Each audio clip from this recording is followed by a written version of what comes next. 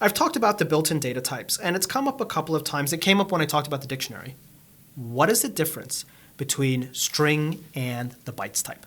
So we'll ask that question first, and then we'll talk about what the string type is. Is it a container? What is it a container of? And I'll share with you something kind of wild. Another type built into Python that's a container that you cannot iterate over, which I know some of you are going to complain about. But very basics. Difference between string and bytes. Well, one's got a B in front of it. Okay, maybe it can go a little bit deeper than that. The string type represents human textual data. The bytes type represents raw byte-level data. Human textual data is something that you want to print to the screen, something you want to format, something you want to present to somebody, something that represents a name, a location, some identifier of some nature, some text, some message. Raw byte-level data represents bytes that sit on disk or on the network. They're very different things, even though in many programming languages, like C, we oftentimes talk about things like char stars as both human textual data, strings we want to print to the screen via printf, or the return value for a command like malloc that gives us some array of byte-level data. And that distinction is not very clear. In Python, the distinction is very clear. One of these is the string type, representing human textual data, and one of these is the bytes type, representing raw byte-level data. Python 2, of course, messed this up and did not make a very clear distinction between these. Now, another small detail of this, here, if I put E with a diacritic in it, that is only representable in human textual data. And E with a diacritic is not a raw byte-level value. It's a diacritic. It's part of somebody's name, like Jose or the word cafe.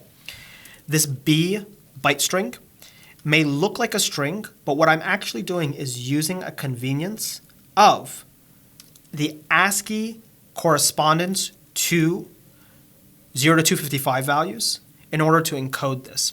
And so here, this is not a string. This is not human textual data that I'm representing as a bytes object. This is me just saying, oh, I don't want to write whatever the ASCII value of A is, whatever the ASCII value of B is, whatever the ASCII value of C is, whatever the ASCII value of D is. I don't want to have to write, 96 like this and so forth and so on. I want to be able to just write this easily in some notation. And so this is why you cannot put anything but ASCII values in a byte string, because it's not human textual data. It's really just a representation of 0 to 255 values. This matters because it gives you direct indication for when you encode, when you decode, and why this exists in the first place. Note, when you iterate over, and let's comment this one out. When you iterate over a Python string, it iterates over the substrings contained within, and we'll talk about what that actually is in a moment. But here you can see it gives you A, B, C, D, and E with the diacritic. When you iterate over a byte string, it gives you the numeric values. Because remember, this is just a convenience for representing these values. This is just saying, put the byte level value 97, 98, 99, and 100. When you have a string, you can encode that string, which is taking the human textual data like A, B, C, D with the diacritic and figuring out how to represent it on disk or on the network with a particular encoding. And so I can take A, B, C, D, E, and I can code it as UTF-8. I can code it as ISO 8859-1 or its equivalent Latin one, or I can encode it as something like, actually Big 5 doesn't include that particular character. Or if I have something like this, the first 4 heavenly branches or heavenly stems, and I want to encode it, I can encode it as ISO or as UTF-8. I can't encode it as Latin 1 or ISO 8859-1, but I can encode it as another character, another encoding, Big 5. Notice, in these cases, the encodings are different. Historically, how we represent human textual data in all of the variety of human languages as bytes on disk was not a unified concept. And even today, it's not unified because many Windows computers today default to either Latin 1 or ISO 8859-1 as their default encoding.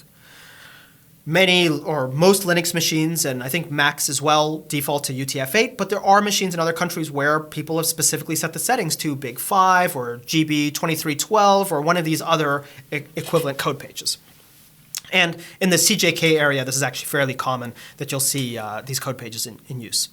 But the core idea is the human textual data, we don't know what it looks like on disk because it's just meaningful human data.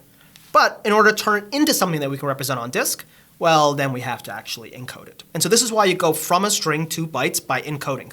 You're determining how to take that human textual data and represent it. And note that the different encodings give you different, and I'll do this with my mostly ASCII, my extended ASCII data. Notice that the actual encodings can be different. Notice there's an ambiguity here. You cannot guarantee that given just the data, you can figure out what encoding it's in. And you've seen this before. If you were on the internet many years ago before UTF-8 became very popular, you'd go to a web page and it would all be garbage. You'd go to that menu and you'd say, oh, choose the character set, and you change the character set, and it would pop into something useful. Well, it's very difficult without any metadata to determine what encoding some data is in, because there could be many ambiguities there. You can do some sort of sniffing, but for the most part, you actually need to represent this. And this is why when people say, when you open a file or close a file, you should explicitly notate the encoding, because there's not a guarantee that somebody might know it. But it's also why things like XML include the encoding in the metadata in their preamble, and why JSON presumes a UTF-8 encoding to eliminate having to discuss this at all by just saying everything is UTF-8. Note, when we have our bytes object, which is just a representation of a contiguous sequence of bytes, we can decode that into human textual data. And in this case, that can't be decoded into human textual data using UTF-8, but it can be decoded into human textual data using the Latin 1 encoding, and there we go. This understanding can help you understand why it is that APIs are the way they are. For example, if I do a json.dump_s on a Python value, notice it gives me a Python string. Why? Well, actually, this is probably wrong.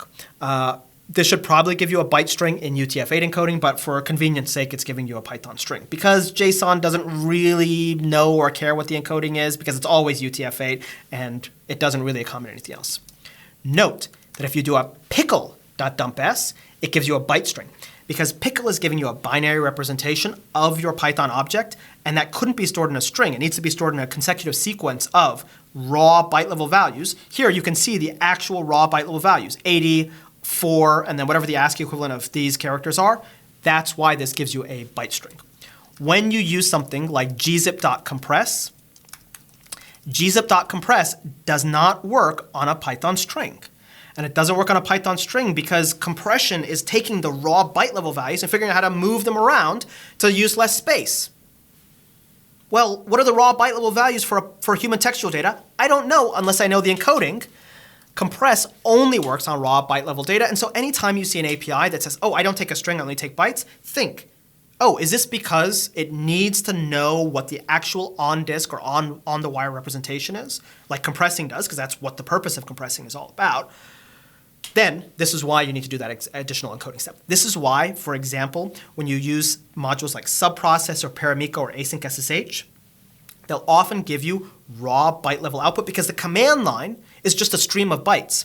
This is actually a bug in some of those tools where if they give you a Python string back, they're doing a default decoding, and that decoding might be wrong.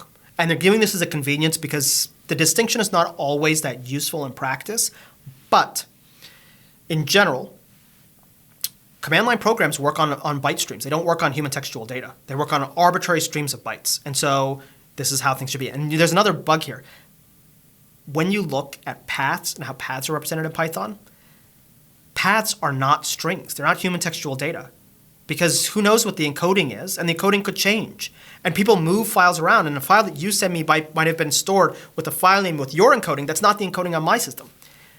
What we saw with the find example at the very beginning is paths, system paths, file names are actually opaque byte strings.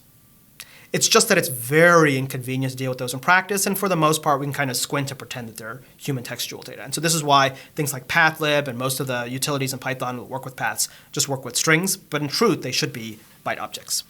Notice also there are some mistakes in the API of the byte string type in Python because if you think about it, what does it mean to uppercase values from 0 to 255? Like, what does it mean to uppercase compressed data? That's totally and completely meaningless, but the operation is here.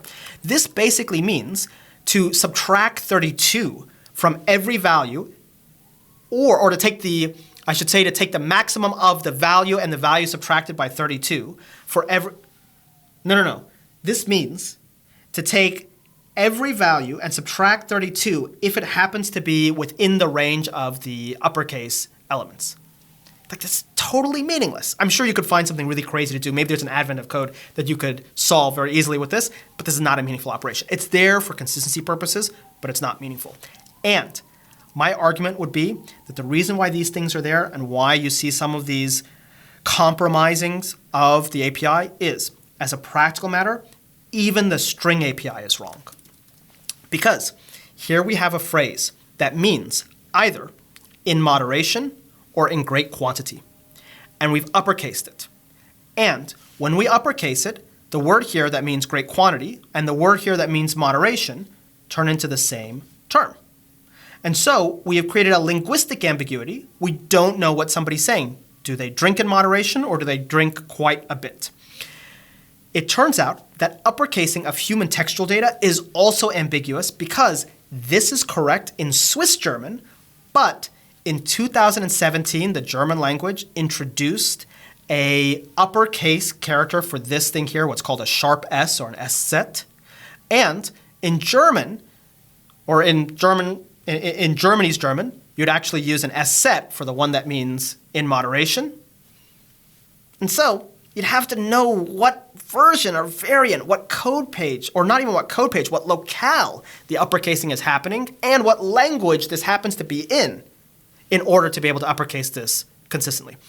But honestly, that's probably way too far for most use cases. If you're really thinking about things like that, if you're really trying to tease apart Swiss German versus the German as it's spoken in Germany, then maybe you need some custom tools and maybe strings are not close enough of an approximation for you. So this is why you see these imperfections in these APIs. Because even though this isn't quite meaningful, and even though you can see something like the capital sharp S doesn't even round trip, it doesn't uppercase. When you lowercase and then uppercase, it doesn't come back to what it starts with.